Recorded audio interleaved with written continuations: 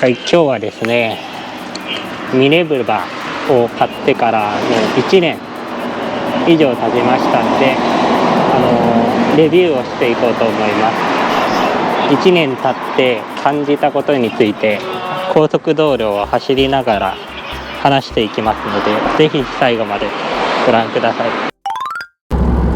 ですね、ミネルバを買いまして、ちょうど今1年は経ちましたね。ミネルバ、結論から言いますと、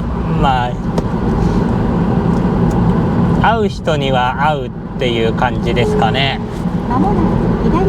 僕は別に気にしないんですけど、これから言うことが気になる方にはちょっと合わないかもしれないですね。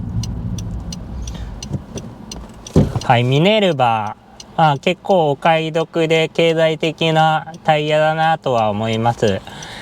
ですが人によってはもしかして合わないなというふうに感じる方もいらっしゃると思います。これからですね、主に2点1年到着して乗っていて感じたことについて話していきますので、この2つがですね、もしもちょっとなというふうに感じられる方はちょっとこのミネルバは合わないかもしれないです。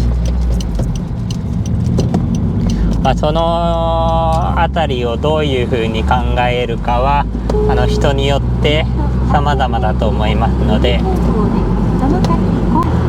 結構ねアジアンタイヤってぶっちゃけどうなのというふうに感じる方って結構多いと思うんですよ。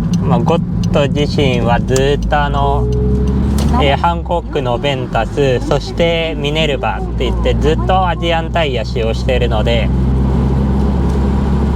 全然アジアンタイヤが嫌いなわけじゃないんですよ。ずっとアジアンタイヤ装着しているぐらいなんで、特に品質に問題あるなとかそういう風にですね感じたことはないですね。全然街乗りで使う分には全然気にしずに、使うことができるタイヤだなとは思います。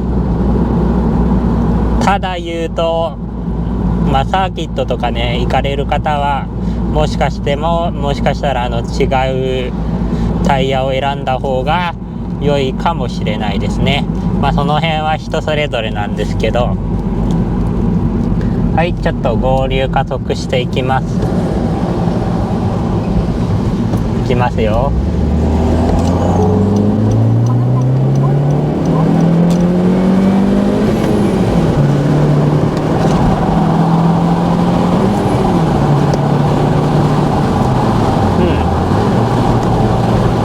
全然グリップ力とかはね1年経っても全然あるので加速はしていくんですが、なんだろうな、峠道とかでちょっと強く加速する、峠道で加速するぞっていう時にトルクステアを感じるんですね。峠道でちょっと加速するぞっていう時にちょっと車体がねちょっと横にドゥドゥドゥドゥドゥっていってずれてトルクステアを感じるんですよ。これが1年間乗ってきて感じた感想の1点目ですね。なんでもし強く加速したい時とかですよね、力強く加速したい時にトルクステアを感じるのが嫌だったら、このアジアンタイヤミネルバは合わないかもしれないです。今加速した時にはトルクステアは感じませんでした。なので使い方次第だとは思うんですけど、峠道で走った時にトルクステア感じましたね。ちょっと急にアクセルを踏んだ時に車体が持ってかれそうなね、ドゥドゥドゥドゥドゥって横にずれるような感じを受けました。特に高速道路を走ってる分には全然大丈夫です。ロードノイズがあれ増えたなと思った時があったんですよ。これはただ単に空気圧が低かっただけですね。アジアンタイヤって空気圧ちょっと高めに設定しないといけないタイヤになるので、ただ単に普通に走行してて空気がどんどん減って、性能落ちたなというふうに思ったんですけど、ちゃんと空気をね正しい値に入れてあげたら全然いつも通りな感じになりました。なのでこまめに空気圧もねチェックしていった方がいいかと思います。はい、続いてアジアンタイヤミネルヴァですね。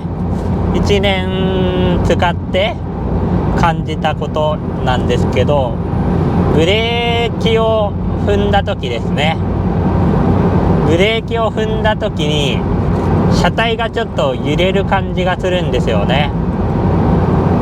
だからこれもトルクステアに結構似てると思うんですけど、急がつく作業にはちょっと弱いかもしれないですね。なんですげえめっちゃ速く走りたいとか、普通にそういうのがなければ、普通に一般道で軽くワイディングを走るとか、そういうような使い方をする方だったら全然このミネルヴァお買い得だと思います。1年経ってタイヤのミドが 6.5 でしたね。最近1年点検があったのであれですけど 6.5 でした。だからまあって感じですよね。だいたい1年に1ミリぐらいは減るのかな。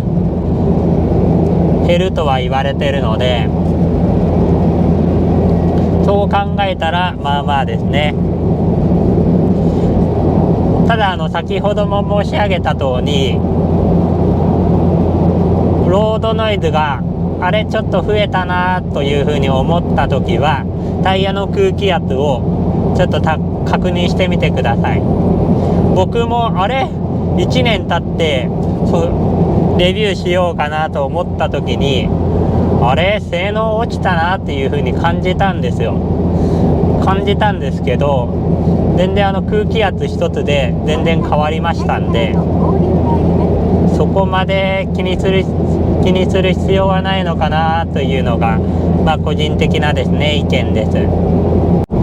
はい、このように上川 TV では買った商品のレビューをしておりますので、この動画が良いなと思ったらグッドボタン、そしてその横にあるチャンネル登録ボタンを押していただき、見逃しがないようによろしくお願いします。それではまた次の動画でお会いしましょう。またねー。それでは今日のうまけ映像行ってみよう。ガソリンがありません。高速道路に乗りますとガソリン代がめちゃくちゃ高いので、これから給油していこうと思います。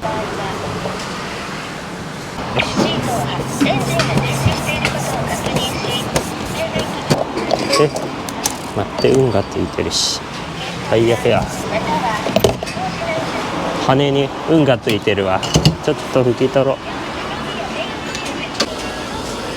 運転者は払ってこなのに愛車は満腹になる。マジで何これ、直したいな。早く拭き取りたい。よし切り落とせ。ウィングに運がついてる。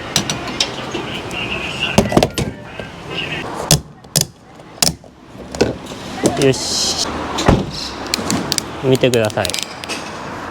運がついてる。最悪だ。取りたい。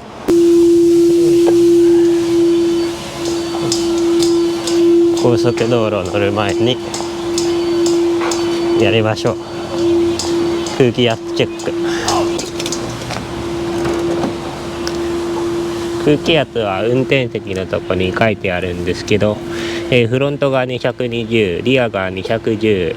この車はミネルヴァの F205 を装着しているので、空気圧はちょっと高めで設定していきたいと思います。では入れていきます。入れ方は比較的簡単ですね。これまず開けます。キャップを開けまして、これなくさないようにしてください。で差し込みます。でその時にこの値を見ます。あ、もう結構入ってますね。230入ってるんでこのままにします。はい、続いてリア。空気圧減ってないと入れ方をお伝えできないではないか。よいしょ。あ、大丈夫ですね。嘘やろ。これしっかり押し当てないと空気漏れますんで。あれ、こんな感じで、漏れちゃうのでしっかり押し当てて確認しましょう。あ、こっちも220ちゃんと入ってる。嘘や。まさかの一つも減っていないということが分かる。このまんま高速乗れちゃうで。はい、さあどうだ。最後や。全然いいですね。230ぐらいしっかり入ってるんで。入んない。